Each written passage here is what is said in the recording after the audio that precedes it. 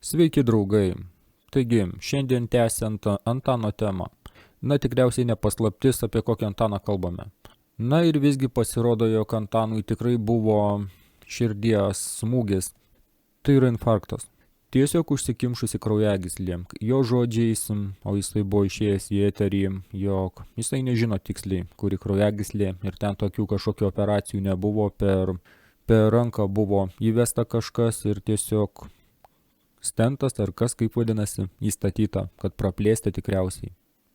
Gal vėliau kažkaip valo tas kraujagyslės. Na, nežinau, ne medikas esu, kokia tipo ten ta operacija yra. Bet visgi nesąmokslo teorija. Ir visgi, kaip Antanas paminėjo, jog yra kraujyje kažkokios medžiagos įtartinos medikam. Tai pasirodė. Kas tai per medžiagos? O jis pradėjo jaustis blogai dar Lietuvoje. Bet šį kartą ne apie tai. Šį kartą pakalbėkime apie mūsų visuomenę. Kokia mūsų visuomenė? Žinoma, daugybė žmonių buvo palaikančių. Na, bet dalis tikrai to žodžio prasme moraliniai išsigimėliai, degeneratai, kitaip jų nepavadinsi. Dvasiškai degeneravę žmonės. Taigi, Antanas Kandrotas, celofanas liaudyje vadinamas. Žmogus, kuris ką tik išgyveno mirtį, guli reanimacijoje, dabar jau nebe, dabar intensyvios terapijos tikriausiai skyriuje. Juk tas žmogus turi šeimą ir tėvus ir žmoną, žmogus niekada nebuvo bailys. Jis nebijo būti kitoks, ne toks kaip visi, prisitaikėliai. Kitaip tariant, žmogus tapo liaudės žurnalistų ir paprasti žmonės, kurie mato, kokia sistema jį palaiko.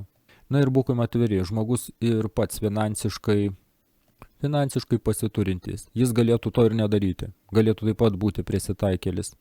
Jam iš to tik tai bėda, ką jisai daro.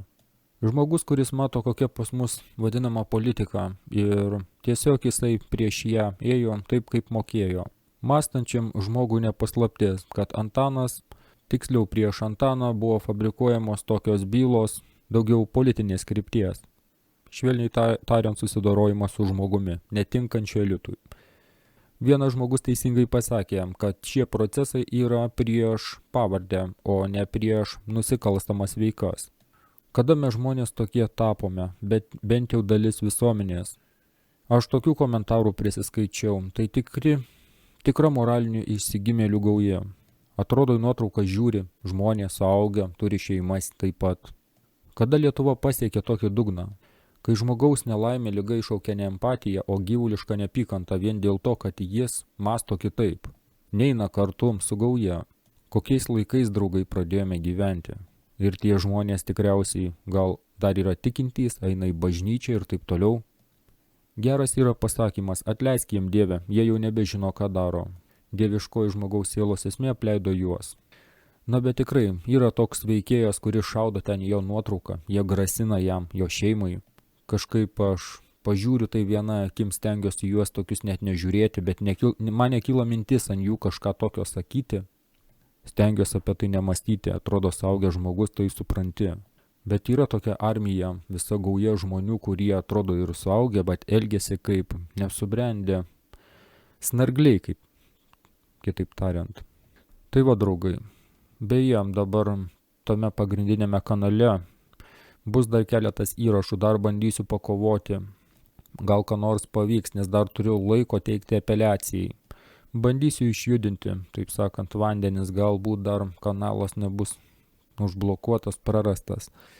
Na, jei jo neblokuos, šaldys ten 3 mėnesiam, kiek išaldys pajamų gavimą ir taip toliau, būna apribotos funkcijos, labai nepatogu.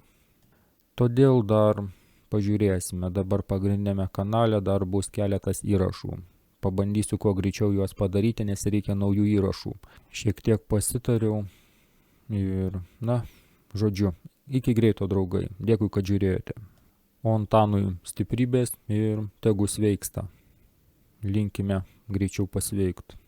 Tokių žmonių ir taip mažai kaip jis.